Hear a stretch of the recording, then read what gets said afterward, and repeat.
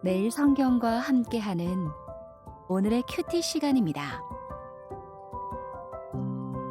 8월 25일 오늘의 말씀은 예레미야 52장 12절에서 34절입니다.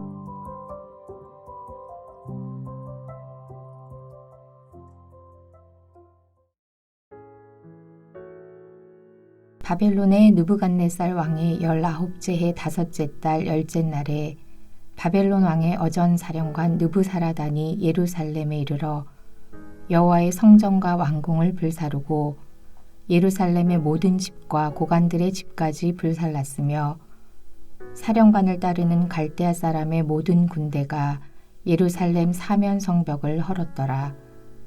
사령관 느부사라단이 백성 중 가난한 자와 성중에 남아있는 백성과 바벨론 왕에게 항복한 자와 무리에 남은 자를 사로잡아 갔고 가난한 백성은 남겨두어 포도원을 관리하는 자와 농부가 되게 하였더라.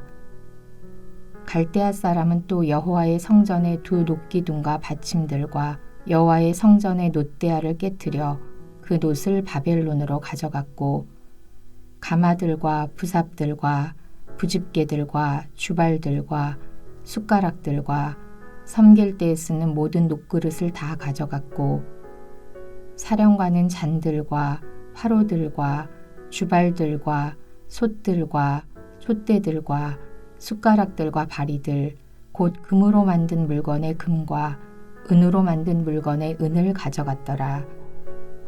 솔로몬 왕이 여호와의 성전을 위하여 만든 두 기둥과 한 바다와 그 받침 아래에 있는 12놋소 곧 이 모든 기구의 논 무게는 헤아릴 수 없었더라.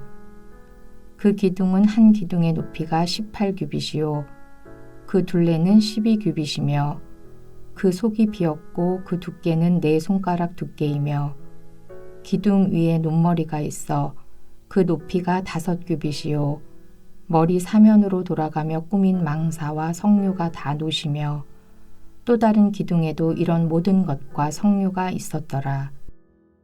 그 사면에 있는 성류는 96개요. 그 기둥에 둘린 그물 위에 있는 성류는 도합이 100개이었더라. 사령관이 대제사장 스라와 부제사장 스바냐와 성전 문지기 3사람을 사로잡고 또 성 안에서 사람을 사로잡았으니 곧 군사를 거느린 지휘관 1사람과 또 성중에서 만난 왕의 내시 7명과 군인을 감독하는 군 지휘관의 서기관 하나와 성 안에서 만난 평민 60명이라. 사령관 느부사라단은 그들을 사로잡아 리블라에 있는 바벨론의 왕에게 나아가매 바벨론의 왕이 하맛 땅 리블라에서 다쳐 죽였더라. 이와 같이 유다가 사로잡혀 본국에서 떠났더라. 느부갓네살이 사로잡아간 백성은 이러하니라. 제7년에 유다인이 3023명이요 느부갓네살의 18째 해에 예루살렘에서 사로잡아간 자가 832명이요 느부갓네살의 제23년에 사령관 느부사라단이 사로잡아간 유다 사람이 745명이니 그 총수가 4600명이더라. 유다왕 여호야긴이 사로잡혀간 지 37년 곧 바벨론의 에윌미로닥 왕의 즉위 원년 12째 달 25째 날 그가 유다의 여호야긴의 왕의 머리를 들어주었고 감옥에서 풀어주었더라. 그에게 친절하게 말하고 그의 자리를 그와 함께 바벨론에 있는 왕들의 자리보다 높이고 그 죄수의 의복을 갈아입혔고 그의 평생 동안 항상 왕의 앞에서 먹게 하였으며 그가 날마다 쓸 것을 바벨론의 왕에게서 받는 정량이 있었고 죽는 날까지 곧 종신토록 받았더라. 말씀으로 하루를 여는 묵상의 시간입니다. 오늘도 말씀 앞에 머무는 복된 주일 되기를 바랍니다. 오늘 본문은 예레미야 52장 12절로 34절까지 말씀입니다. 2달가량 이어져 오던 예레미야 묵상의 마지막 날입니다. 여호와의 말씀을 듣지 않고 오만하게 살던 유다를 심판하십니다. 심판 중에도 그들을 기억하십니다.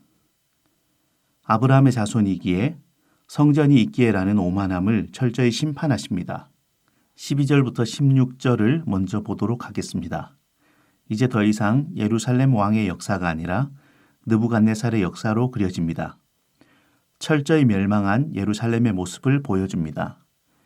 특히 성전과 왕궁을 불태움으로 더 이상 왕궁으로서의 또 성전으로서의 그들의 안식처가 되지 못했습니다.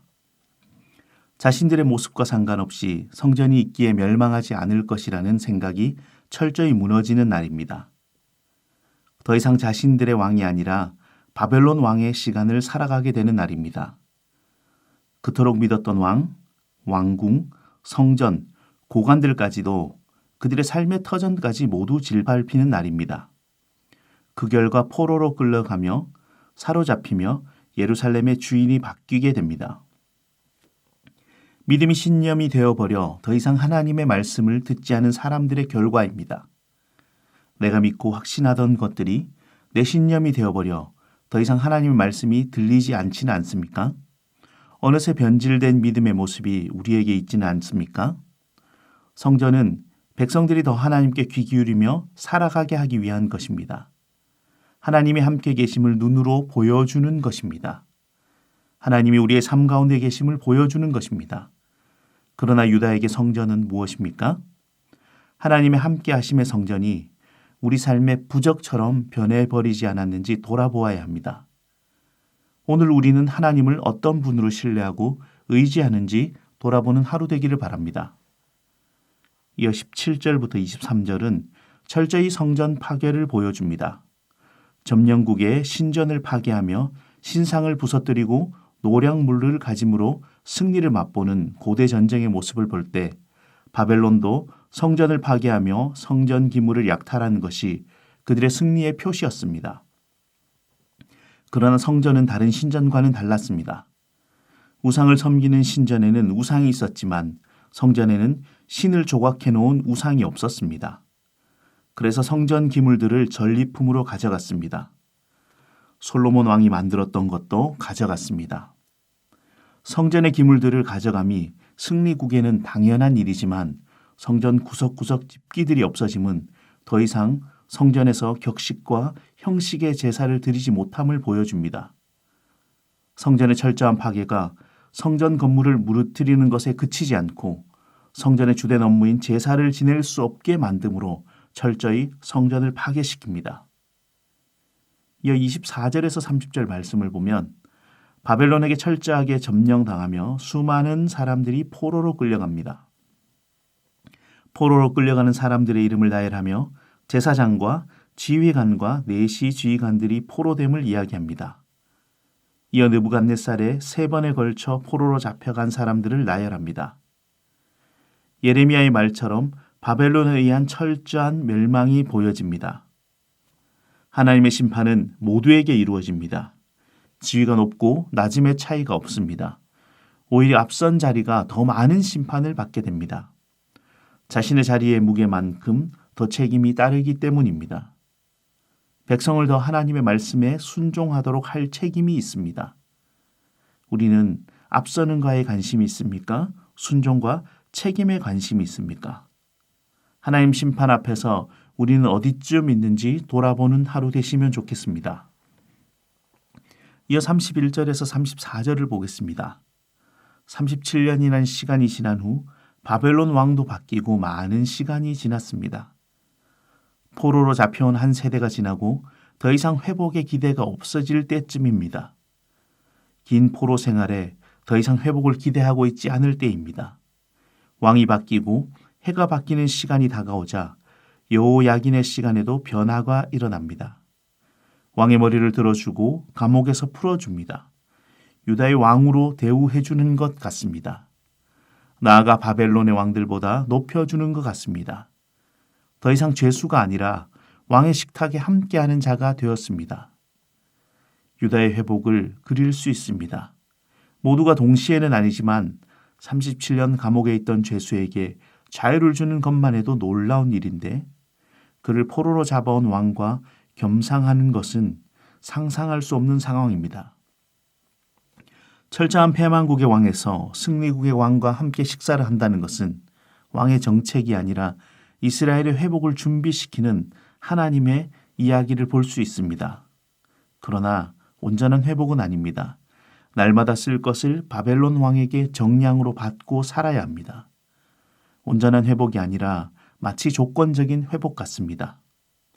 세상의 왕이 주는 회복은 온전해 보이지만 제한적입니다. 왕의 자리가 회복된 것 같지만 여전히 포로의 모습입니다. 심판의 비참함과 회복의 희망이 함께 보여집니다. 바벨론 왕 앞에 여호야긴의 모습은 절망과 희망을 함께 보고 있습니다. 그의 평생을 책임져 주지만 여전히 그 앞에 포로로 살아야 합니다. 그를 책임지는 사람이 바벨론이며 에윌 무로닥입니다. 한계가 주어진 회복은 희망의 빛은 보일지 모르나 온전한 희망은 아닙니다. 그러나 바벨론 왕 앞에서가 아니라 하나님 앞에서 살아간다면 우리는 종신토록뿐만 아니라 영원히 그 왕 앞에 살게 될 것입니다. 하나님은 철저한 심판 중이지만 돌아올 것이란 약속을 지키십니다. 유다는 절망이지만 하나님은 희망의 가닥을 보이십니다. 바벨론 왕 앞에 살아가는 여호야긴의 모습이 비참하지만 동시에 하나님 앞에 어떻게 살아야 할지를 보여줍니다. 철저한 심판에 절망을 살아가지만 바벨론 왕이 아니라 하나님이 우리의 머리를 들어주신다면 우리는 날마다 하나님이 주시는 은혜에 감사하고 가득한 은혜의 삶이 될 것입니다. 오늘 여러분은 누구 앞에서 누구에게 받으며 살고 있는지 돌아보며 우리를 향한 약속을 지키시는 하나님을 기억하고 사시는 하루 되기 바랍니다. 우리의 행위나 업적이 우리의 믿음으로 오해하지 말아야 합니다. 하나님의 철저한 심판 앞에 나의 얄팍한 지식을 기대하기보다 순종하며 머물러야 합니다. 높음과 낮음의 시선이 머무르는 것이 아니라 말씀에 순종하고 그 책임에 시선이 머무른 삶 되기를 바랍니다. 철저한 심판에도 약속을 지키시는 하나님을 신뢰합시다. 오늘 에윌 무로닥 앞에가 아니라 하나님 앞에 살아가는 하루 될 수 있도록 기도합시다. 함께 기도하겠습니다. 하나님, 예레미야를 통해 하나님의 마음을 보게 하심 감사합니다. 유다의 철저한 심판을 보며 나의 교만함과 어리석음을 알게 해주심 감사합니다. 오늘 유다처럼 내 업적과 행위만 기억하는 것이 아니라 하나님 앞에서 얼마나 진실하게 살아가는가를 돌아보게 하옵소서. 또한 심판 중에도 회복을 보여주신 하나님, 오늘 우리도 바벨론 앞에서가 아니라 하나님 앞에서 살아가게 하옵소서. 모든 말씀 예수님의 이름으로 기도하옵나이다. 아멘.